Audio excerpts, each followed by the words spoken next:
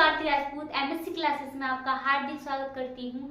फिर एक बार हिंदी को लेकर हम पढ़ेंगे आधुनिक काल। देखो जो कि हमारी स्क्रीन पर दिख रहा है आधुनिक काल। आधुनिक काल को हम गद्य काल भी कहते हैं। ये इसकी समय सीमा है सन 1868 से लेकर अब तक। विक्रम संवत की बात करें तो 1900 से लेकर अब तक रहेगी। फिर देखें आधुनिक काल का वर्गीकरण। आधुनिक काल का वर्गीकरण ये 6 भागों में किया है हमने।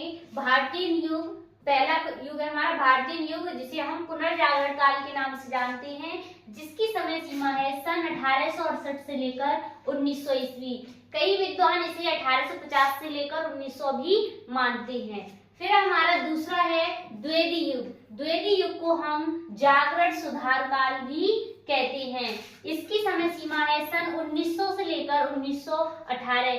इसकी भी समय सीमा 1900 से आपको कहीं 1900 से 1922 मिलेगी या 1920 भी हो सकती है।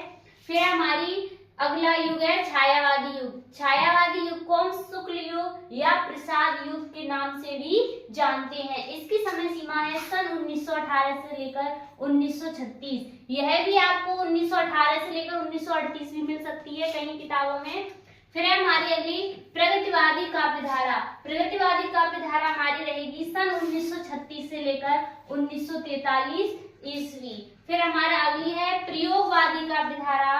प्रयोगवादी काव्यधारा की समय सीमा है सन 1943 से लेकर 1953 ईस्वी मान सकते हैं। ये जो काव्यधारा है ये हमारे छायावादोत्तर युग की काव्यधारा मानी जाती हैं। फिर हमारी नई कविता।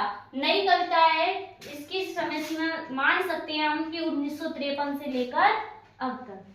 शेष आज के लिए इतना ही। धन्यवाद।